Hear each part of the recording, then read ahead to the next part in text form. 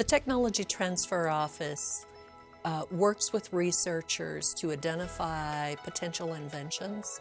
Then we assess those inventions, work to protect them through patenting, and then hopefully we license those technologies to Montana companies or help create a new Montana company to take that technology out of the university and move it into commercialization.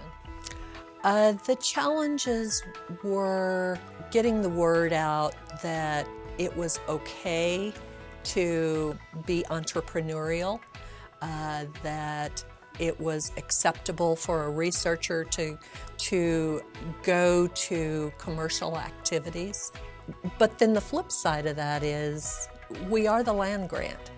And so many of the faculty had worked with the private sector, agriculture, in creating technologies that would benefit farmers and ranchers. So I did have that land grant history to build upon, and that's what we did. That's how we overcame that obstacle. We expanded that land grant mission for the high-tech community as well as for ag.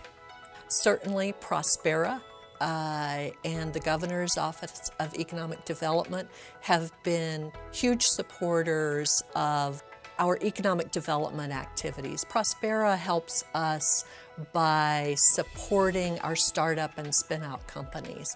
And once we have successful spin-outs, such as Ligocyte Pharmaceuticals, now Takeda, then that inspires others on campus to do the same thing. The Technology Transfer Office has really grown. We now have over 250 active licenses. We've worked with more than 50 startup companies based on MSU technologies, and it's coming into its own. I think that it will continue to grow at an increasing rate because of some of the institutes on campus. CBE, our Center for Biofilm Engineering, our Optical Technology Center, certainly Dr. Ray Opera, our new Vice President for Research, is doing a lot of work that will be perfect for startup companies. She's already started up 4 companies.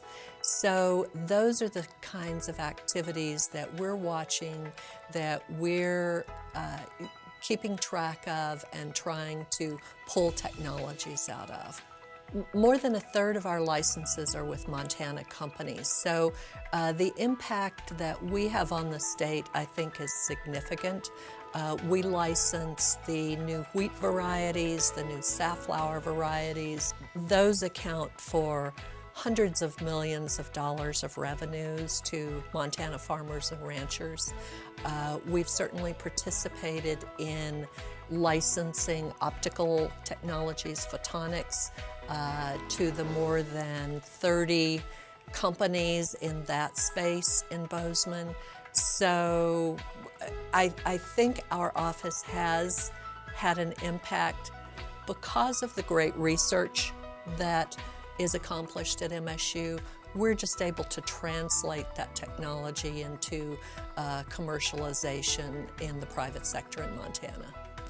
I would like to thank Dr. Will Swearingen, who nominated me for this honor. Will is a great technology transfer partner. He's the director of TechLink at MSU, a very successful DoD technology transfer entity. I'd like to thank Prospera for continuing to support our little startup companies and helping them to succeed. And a special thank you to President Cruzado and Vice President Ray Opera, who have created and nurtured a culture at MSU that is conducive to tech transfer, that supports licensing and startup companies.